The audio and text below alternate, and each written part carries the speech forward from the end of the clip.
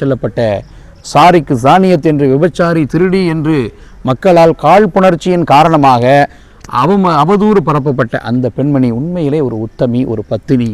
அந்த பெண்மணி திருடவும் இல்லை, அவள் கற்பொழுக்கத்தை விட்டுவிடவும் இல்லை, அவள் ஒரு உத்தம பத்தினி. எனவே இதை போன்று உங்களுடைய குழந்தை ஒரு குணசாலியாக, ஒரு உத்தமனாக, ஒரு கற்பொழுக்கம் உள்ளவனாக உங்கள் பிள்ளை வளர்வதை நீங்கள் விரும்பவில்லையா?